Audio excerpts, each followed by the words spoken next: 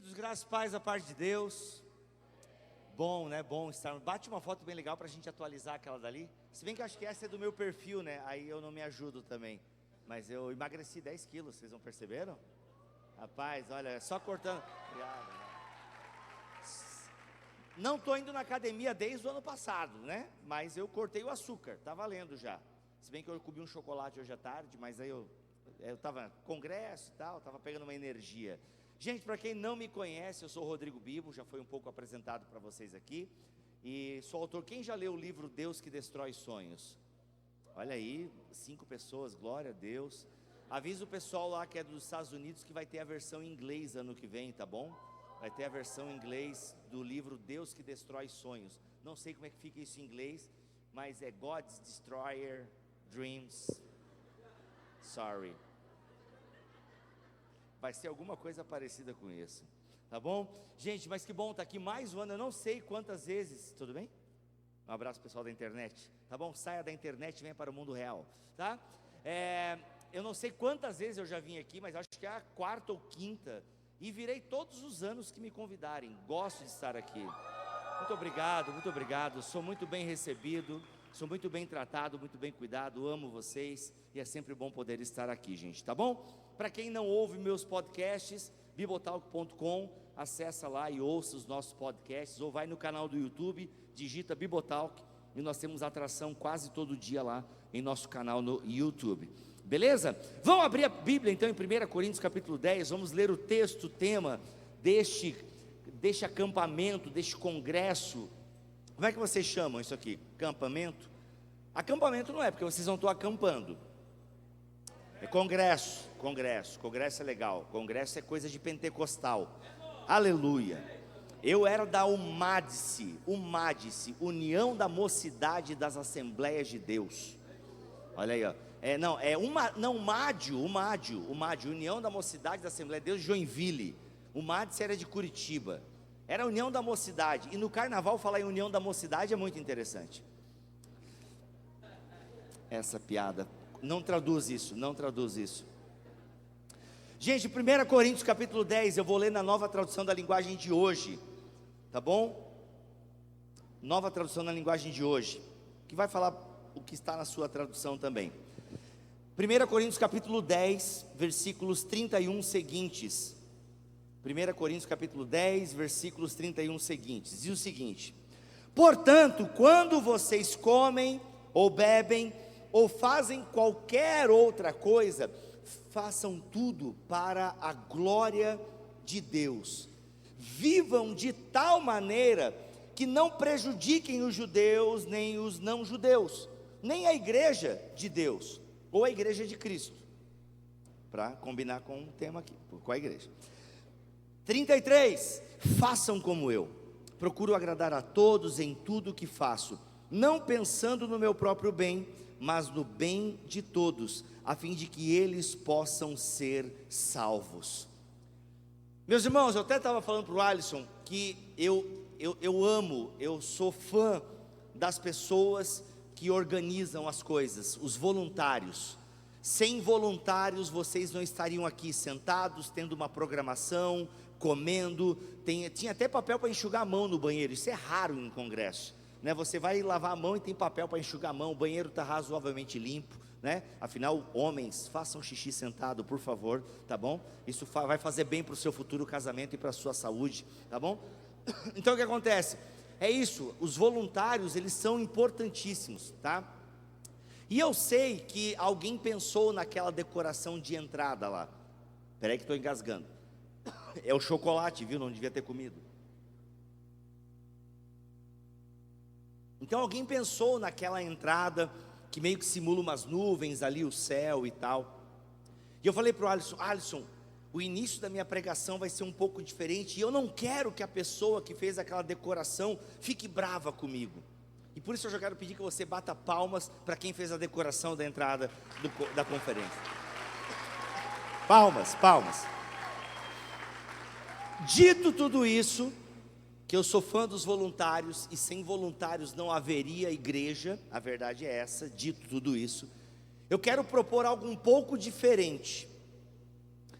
eu quero que você deixe de olhar para o céu e comece a olhar para a terra, porque nós não conseguiremos viver para a glória de Deus se nós estivermos apenas olhando para o céu.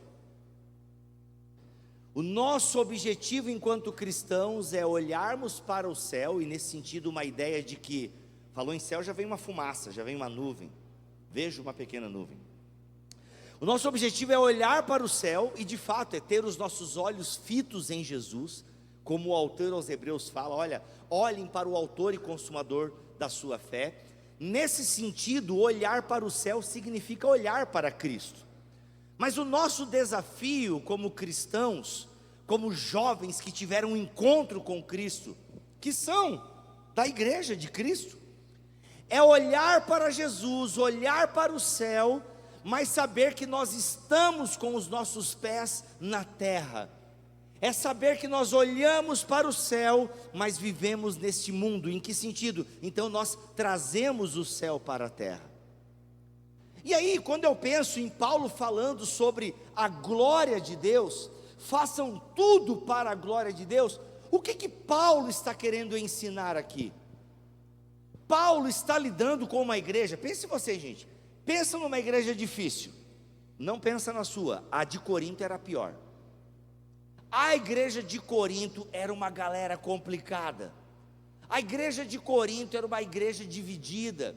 Tinha uma galera que gostava mais de Paulo, tinha uma galera que gostava mais de Pedro, outros gostavam mais de Apolo, e tinha aqueles que se achavam espirituais. A gente gosta de Cristo. Esses são os piores. Eu não sou nem arminiano nem calvinista, eu sou de Jesus. É que tu não sabe nada. Aí tinha esse, inclusive Paulo fala, eles eram super espirituais. Nós somos de Cristo. Eram pessoas que nem se espreguiçavam, porque se estendesse a mão para o céu, Deus puxava, de tão espiritual que eles eram, se achavam. Então é uma igreja completamente dividida. Paulo está lidando com um problemão lá na igreja de Corinto. E detalhe, era uma igreja pentecostal, era uma igreja que falava em línguas, que tinha maravilhas acontecendo, milagres. Pensa numa igreja pentecostal, é a igreja de Corinto. Era uma igreja com muitos dons, tanto que Paulo fala muito sobre dom espiritual nessa carta, quando ele escreve essa igreja.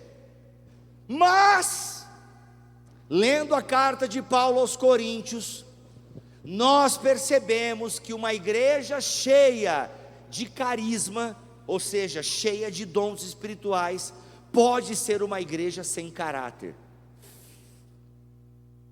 Isso é tão complicado. Ou seja, uma igreja que manifesta curas, milagres, línguas, pode ser uma igreja que não viva para a glória de Deus. Porque Paulo está lidando aqui com uma comunidade dividida teologicamente principalmente, mas era dividida financeiramente. A galera mais rica não esperava os mais pobres na janta, na ceia. Leia o capítulo 11 nessa perspectiva. Era uma igreja que estava dividida, o corpo de Cristo fatiado. Uma igreja que estava brigando por teologia. Será que pode ou não comer a carne sacrificada aos ídolos? Será que eu posso comprar a carne lá no templo? Porque na verdade era lá que se comprava as coisas. Então uns diziam que podiam comprar a carne e comer, outros diziam que não podia, que olha. Então Paulo, ele tem uma preocupação muito clara quando ele escreve a sua carta aos Coríntios, ensinar essa igreja a viver em comunidade. O que isso quer dizer então, viver para a glória de Deus? Olha, gente, tudo que vocês fizerem tem que ser para a glória de Deus, e ser para a glória de Deus significa considerar o outro, a preocupação do outro, o que o outro pensa sobre isso, como isso vai afetar o outro. Por isso que eu estou dizendo, olhe menos para o céu e olhe para a terra. Porque viver para a glória de Deus não significa somente um grifo no somente. Viver para a glória de Deus não significa somente ter uma vida com Deus, uma vida de santidade com Deus. Isso faz parte do viver para a glória de Deus. Ou seja, eu vivo de uma forma, eu vivo de uma maneira. Não me assusta, mano. O cara chega aí, já achei que eu tinha falado alguma coisa de errado, tá? Então, viver para a glória de Deus significa viver uma vida que de alguma forma glorifica a Deus. E isso passa pela minha devoção, isso passa pela minha santidade, passa por isso. Só que o princípio que Paulo quer ensinar com o viver para a glória de Deus é: considerem o seu irmão, considerem a sua comunidade de fé, considerem o próximo. Viver para a glória de Deus é mais sobre olhar para quem convive comigo do que olhar para o céu. Infelizmente, existe uma espiritualidade que só quer olhar para o céu. São os super espirituais que Paulo está lidando aqui na comunidade. Eles não estão nem aí para quem senta do lado deles. Inclusive, eu não estava no momento do louvor, tá? Se isso foi falado, não é uma indireta para quem estava fazendo louvor, porque eu estava lá na salinha, tá? Mas inclusive até os nossos cultos, muitas vezes, a gente acaba falando: irmão, é você e Deus, ignore que está do seu lado e adore. Nós às vezes criamos uma estética de culto onde não importa o outro, inclusive a gente até apaga a luz, e aquela escuridão, e eu não vejo mais o outro, eu só vejo luzes, luzes, luzes. Então eu não vejo mais o meu irmão, é eu e Deus. E ainda a gente fomenta isso: esqueça quem está do seu lado, adore a Deus. Mas eu entendo que a verdade da Escritura é que não tem como eu adorar verdadeiramente a Deus se eu não enxergar o meu irmão. Não tem como eu viver para a glória de Deus.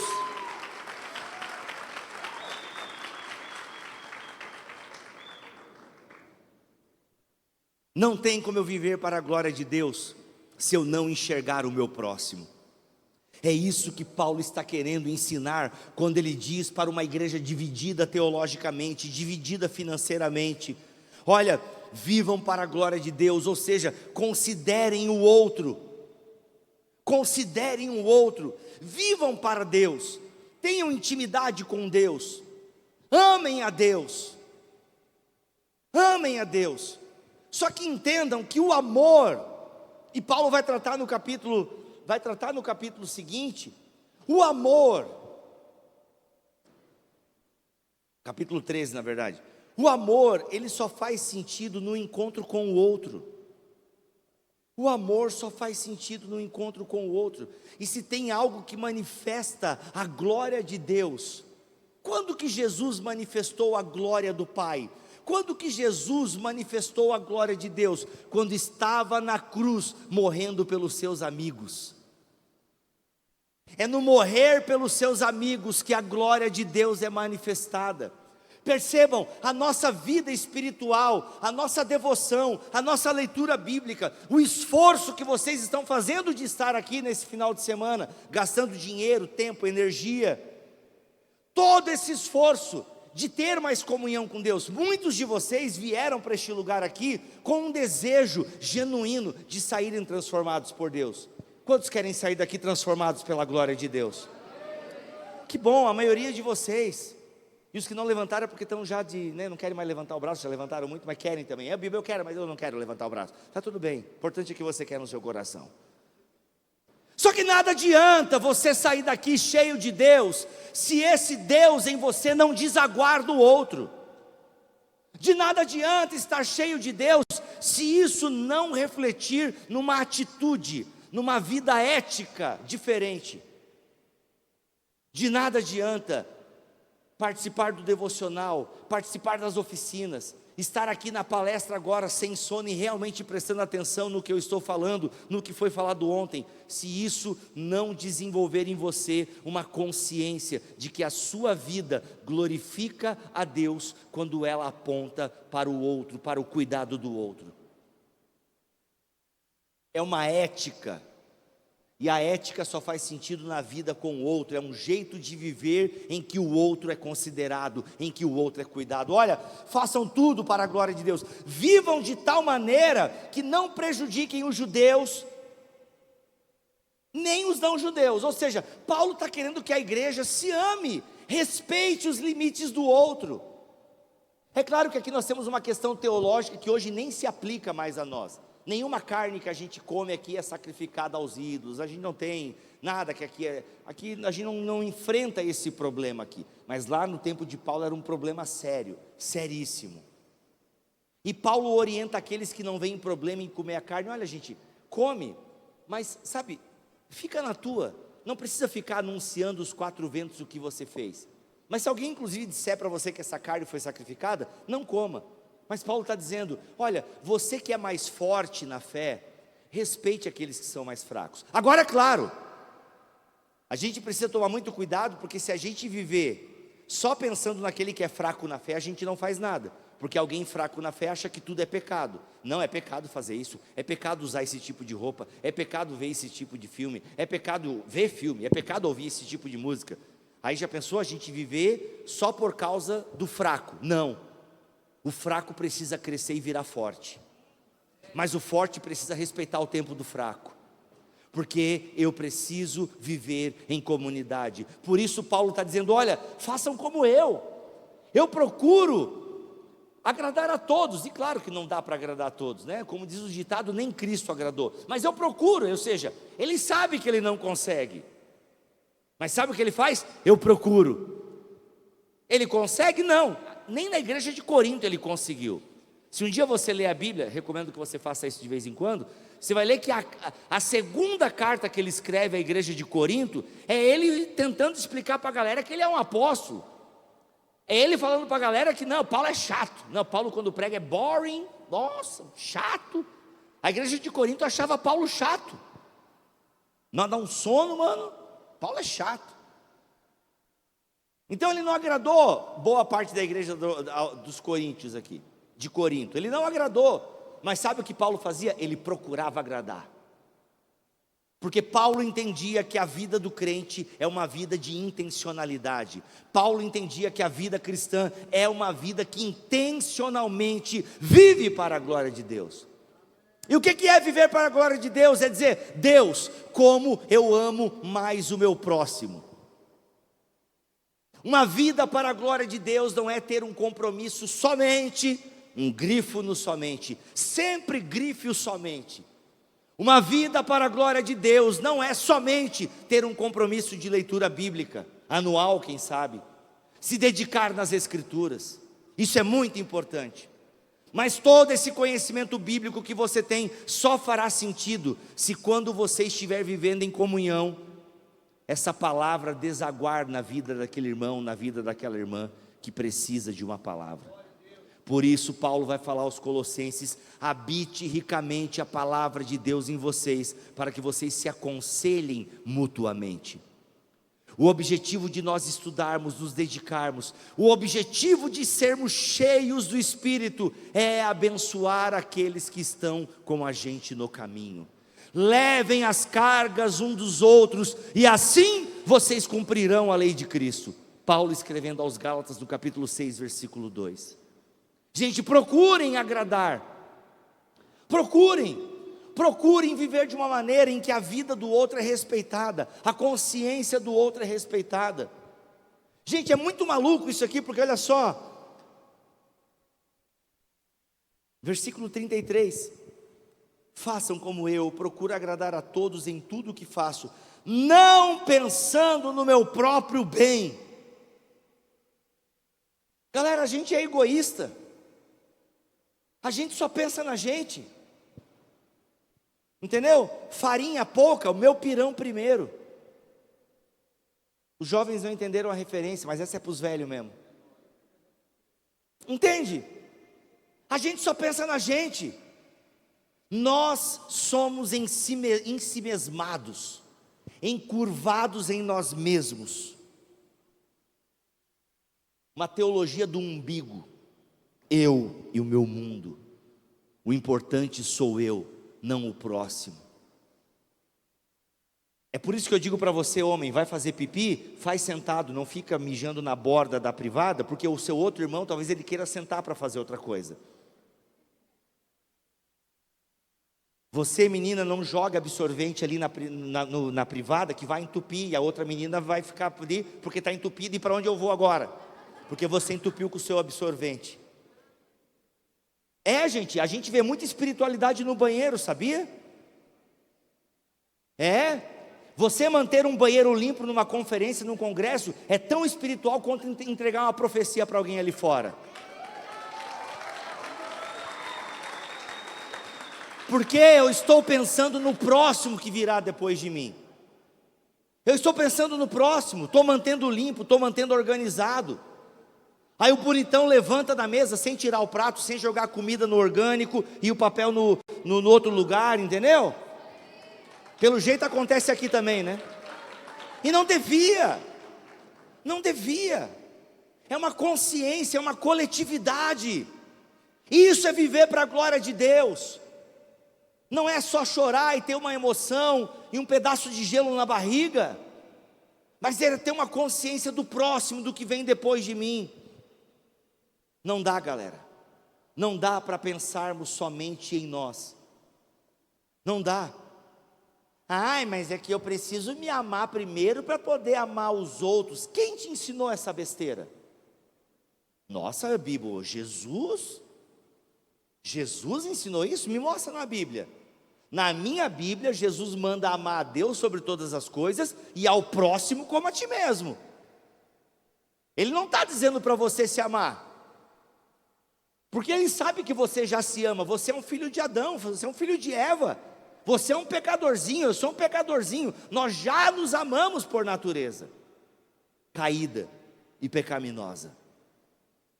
Então não vem com esse papo aí de autoestima, me valorizar, me amar primeiro para poder amar os outros. Mentira, vai morrer velho, vaidoso, não amando ninguém além de si mesmo.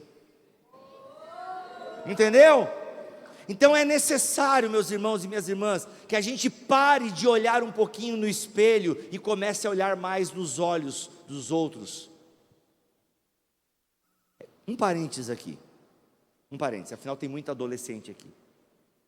Autoestima não é um problema.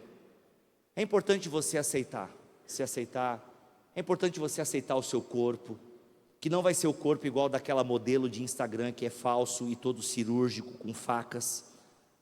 Tá bom? Aceite o seu corpo, aceite você. É importante ter um pouco de autoestima equilibrada, sabe? Tudo bem, pode ter. Só que nunca esqueça que você é crente. E o crente ele pode ter autoestima, mas se primeiro ele tiver um autoesquecimento. Entende? Isso aqui não é sobre mim, isso aqui não é eu me aceito, mas eu me cuido, eu me respeito, eu me alimento bem, eu me preservo, eu me amo nesse sentido, e claro, mas isso não é importante. O importante é como a minha vida vai abençoar quem caminha comigo. Quem é o meu próximo? De quem eu sou próximo? Quem está à beira do caminho caído para que eu possa ajudar? A vida cristã é sobre isso, gente. É uma vida de compartilhar. É uma vida onde não falta o pão, onde não falta o peixe. Entende? É uma vida que prospera porque divide, porque compartilha. É uma vida que entende que prosperidade vai para além de bens materiais e de posses. Afinal, você pode ter muitas posses e chegar um dia que vão pedir a sua alma e você simplesmente está perdido. Louco, hoje pedirão a sua alma. Entende? Mas é sobre o quanto eu vivo para a glória de Deus, e viver para a glória de Deus é cuidar uns dos outros. Sabe por quê? Dizer que ama a Deus no período do louvor é fácil. Eu quero ver suportar o irmão chato, suportar a irmã chata. E detalhe, você pode ser essa pessoa chata que estão te suportando. Sabe aquele irmão com bafo? Não sabe? Talvez seja você. Entende? Fedidinho. Tem que tomar banho. Entendeu? Para o bem do outro. Compre Insider com o cupom Bibotal, que ajuda na transpiração. Obrigado. Mas meus irmãos, irmãs, vocês estão me entendendo? Vocês estão me entendendo? Não é somente buscar a Deus no secreto. É a moda, né? Nos últimos 10 anos se fala secreto, secreto com Deus. Beleza, tem que ter mesmo. E Jesus fala isso. Jesus fala, olha, busquem ao Pai, que vê vocês em secreto. Está tudo certo, eu não sou contra essa teologia. Jesus, em vários momentos do seu ministério, procura o lugar silencioso para orar. Jesus, tem momentos que Jesus pega, sai da multidão, porque ele está cansado, e ele sai da multidão e vai para um lugar secreto para buscar a Deus. Mas gente, o que Jesus faz depois que ele sai do secreto com o Pai? Ou a gente tem Mateus 17, se não me falha a memória, me ajudem os pastores aí. Mateus 17 é a transfiguração, não é? E aí está lá os discípulos com Jesus, 3 deles, e eles veem a glória de Deus, vem lá Moisés, Elias, Jesus transfigurado.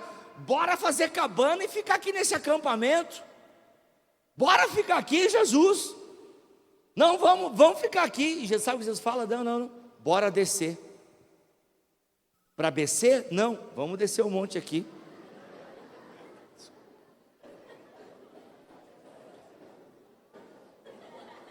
Gente, não riam disso, sério, foi muito ruim. Quem não entendeu, glória a Deus pela sua vida. Nossa, eu estou boiando, que bom. Pensa numa coisa inútil que você não precisa saber, é a piada que eu acabei de fazer agora. Sabe o que você precisa saber? Que você tem que descer do monte para abençoar as pessoas, é isso que você tem que saber. Porque é muito legal ficar aqui no acampamento, comidinha sendo feita, horáriozinho, e devocional, e louvor legal, e tal, e palestrante, e não sei quem, todo mundo junto. Nossa, aquele crush, tá, é muito massa tudo isso. É isso mesmo, é aqui que tem que arrumar namorado mesmo. É aqui que está o povo, a igreja, é isso aí, é aqui mesmo, tá? É orar com o olho aberto. Tu é muito novo, guri, para de levantar a mão, vai estudar. 13 anos, vai estudar, rapaz.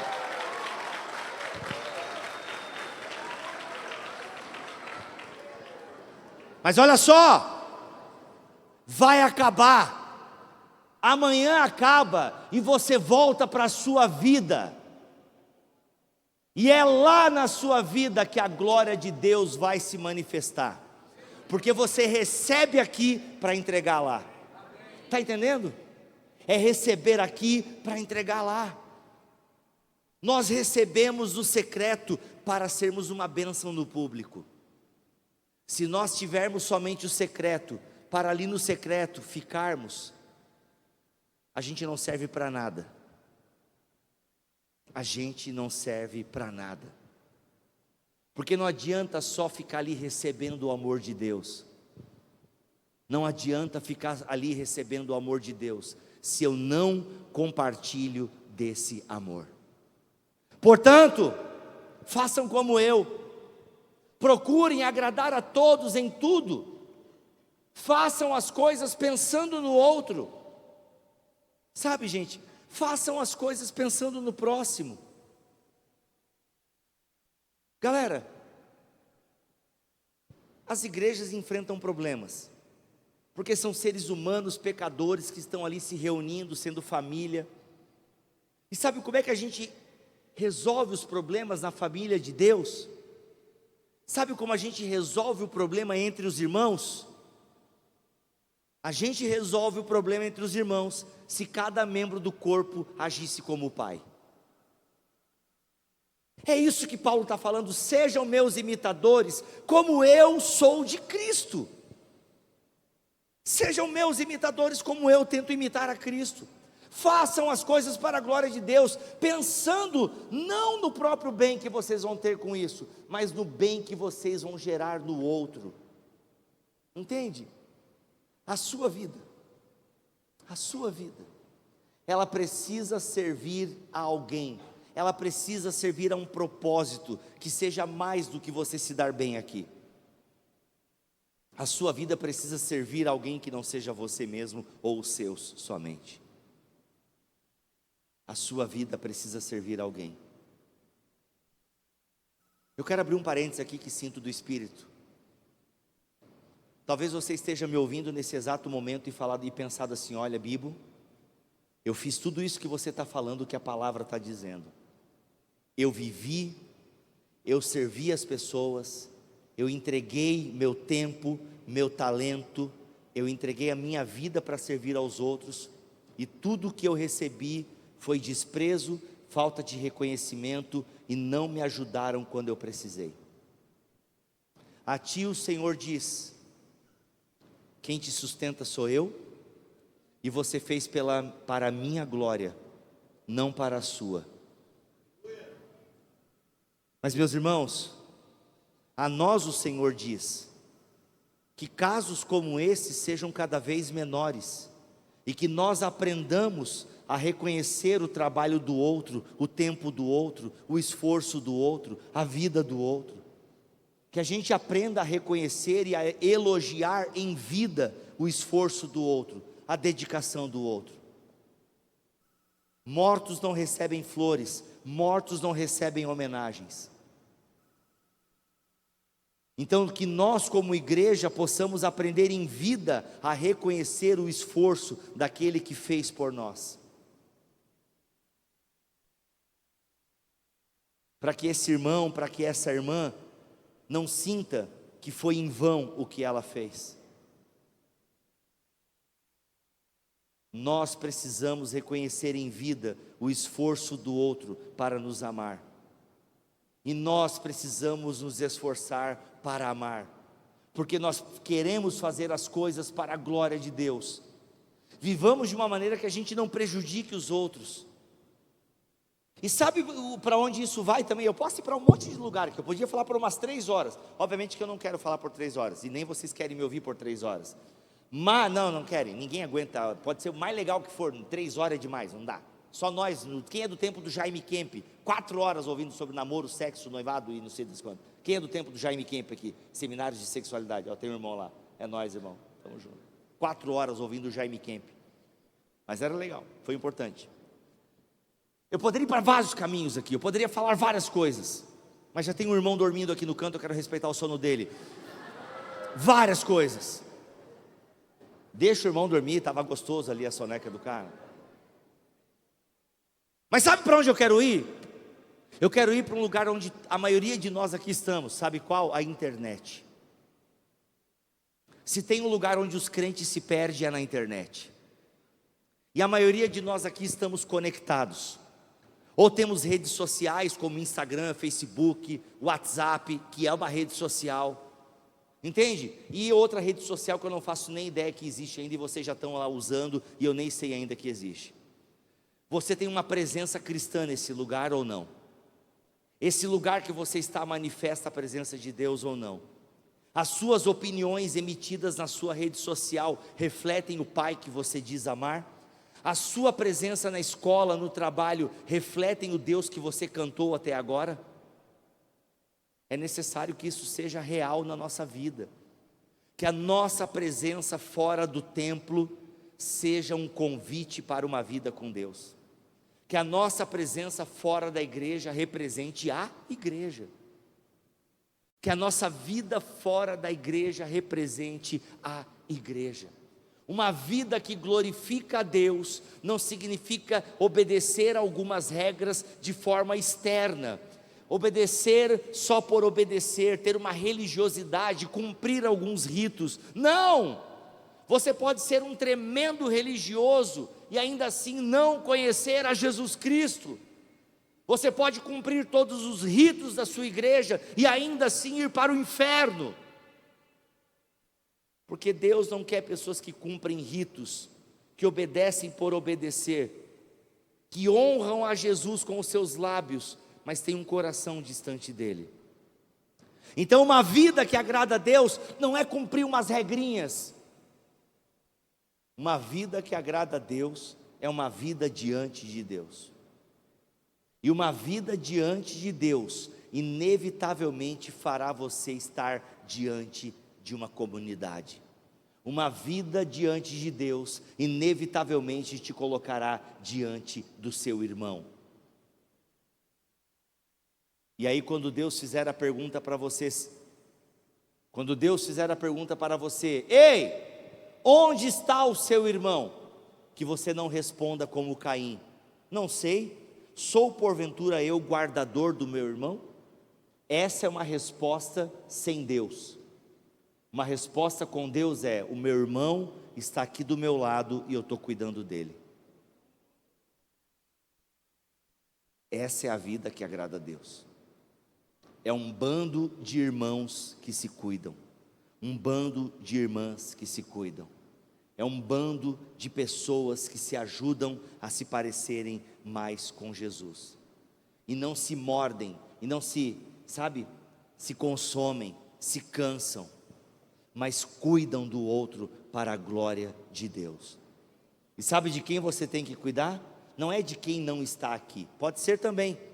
Pode ser que algumas pessoas não estejam aqui porque não foram cuidadas por vocês.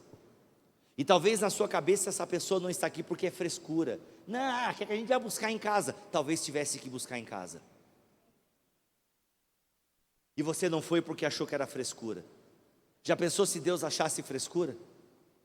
Se buscar o perdido não for... Presta atenção, e eu vou acabar com essa. Se buscar o perdido não fosse importante, Jesus não gastaria um capítulo inteiro de Lucas 15, contando 3 parábolas, que falam de algo perdido, que foi o quê? Encontrado. Mas há uma iniciativa do Pai, em ir atrás do perdido. Então Deus que vá na casa da pessoa. Deus, Ele vai. Mas quem é a perna de Deus? Quem é o abraço de Deus? Quem é o convite de Deus? Quem é a fala de Deus? Quem é o olhar de Deus? Quem é o ouvido de Deus? Somos eu e você. Então talvez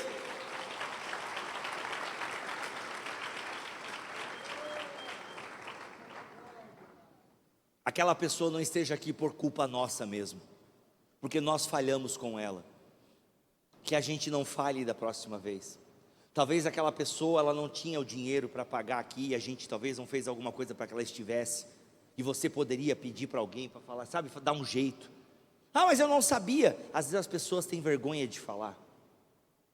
Agora você que tem vergonha fala também, né? A gente não tem bola de cristal, uma Palantir. Seria legal ter uma. Quem entendeu a referência, você é nerd. A gente não tem bola de cristal ou uma Palantir, a gente não tem. Então você também está passando por dificuldade, ajuda também um pouco. Abre a boca. Fala também que não está legal. Entendeu? É ajudar também. E a gente também pode se interessar um pouco mais pela vida do outro. Entende, gente? É um negócio que a gente se ajuda. Quem está mal fala, quem não está pergunta. Vamos se ajudar. Isso é viver para a glória de Deus. Entende?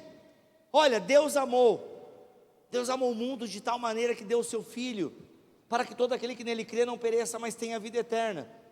Sabendo disso, sabendo do Evangelho, que Deus me ama, que Deus morreu por mim, sabe o que eu faço? Eu morro pelo meu irmão. 1 João 3,16. 1 João 3,16, 17. Leiam esse texto. 1 João 3. Abra sua Bíblia agora. Eu vou terminar essa pregação com você lendo a Bíblia. Leia. Palavra de Deus. 1 João, é a primeira carta lá de João. 3,16. Coisa maravilhosa. Quer saber? Você dormiu a pregação inteira. Está cansado, fez esportes radicais. Passou a tarde aí, coisa arada. Você acordou agora. Você está acordando agora. Se bem que se você dormiu naquele louvor, naquela agitação com eu invejo o seu sono. Olha só o que 1 João 3,16 diz. Isso aqui é maravilhoso, isso aqui é um desafio, isso aqui é para a vida. Você quer aprender como glorificar a Deus? Você quer aprender o que é viver para a glória? Está aqui, ó. Eu não preciso inventar a resposta. Viver para a glória de Deus é isso aqui, 1 João 3,16. Sabemos o que é o amor por causa disto. Cristo deu a sua vida por nós, por isso nós também devemos dar a nossa vida pelos nossos irmãos. Aí você pergunta: Bibo, o que é dar a vida pelo irmão? Se jogar na frente de uma bala, igual o Kevin Costner com a Whitney Houston? Outra referência que vocês novos não sabem, só os velhos. Não vou cantar porque eu não quero humilhar. É se jogar na frente de um caminhão? Pode ser. Levar um tiro pelo irmão, enfim, dependendo do bairro que você mora, talvez seja uma realidade. Que Deus nos livre. Mas está feio o negócio. Mas não é esse tipo de morrer que João está falando aqui. Isso é heróico, é legal e talvez necessário. Repito, talvez seja necessário. Mas é uma coisa mais ordinária. É uma coisa mais do cotidiano que João tem em mente do que um ato heróico de se jogar na frente de uma bala, de um caminhão, de um disco voador. 17, olha o 17. Se alguém é rico e vê o seu irmão passando necessidade, mas fecha o seu coração para essa pessoa, como pode afirmar que de fato ama a Deus? Em outras palavras, se você tem algo e você não compartilha com quem não tem, você não está amando de verdade. E aí a gente pode ampliar o conceito.